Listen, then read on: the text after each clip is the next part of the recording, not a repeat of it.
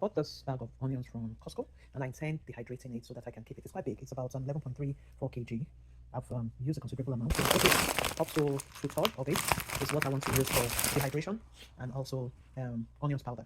So I'll take you along as I process this. Yes, I've just finished filling the onions and I'm going to slice them, and I still have some left, which I'm still going to do. It's going to take me 2 processes. So I'm going to slice them and put them in the air fryer to dehydrate. In slicing the onions, and they're in the oven right now. It's on convention bake, and we will slightly open up the oven so that there'll be some escape of air, right? So let's give it some time. I'll come back in 20 minutes to check on how it's doing. So this is the much my convention oven did. It's still wet, so what I decided to do is to put it back into the air fryer. The air fryer is actually working right now. Can you see that? So I put it back into the air fryer to get it dried, and then so we'll see what happens. Because with the conventional oven, some of them were getting burnt and most of them were not dry yet. So we'll continue. So this is my dehydrated onions. I will be getting it out and grinding it into powder, onions powder. Remember, I dehydrated it in my air fryer, and it's ready. So I'll grind it in my blender.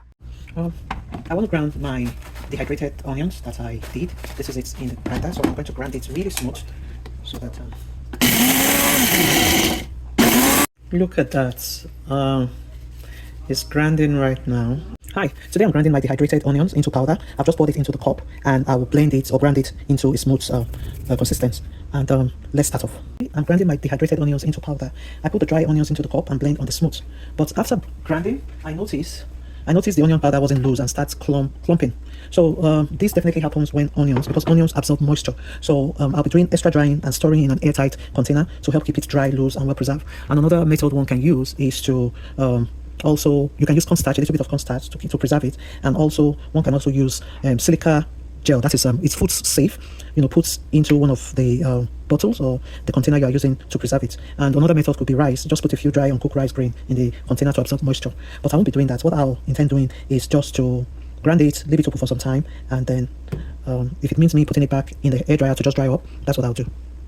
Yeah. So this is the clumping I'm talking about.